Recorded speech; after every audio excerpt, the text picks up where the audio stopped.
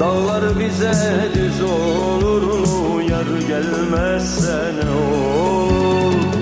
Bir yar gider bin yar gelir, düşmanlar görür kör olur. Hadi sen git işine de herkes kendi işine.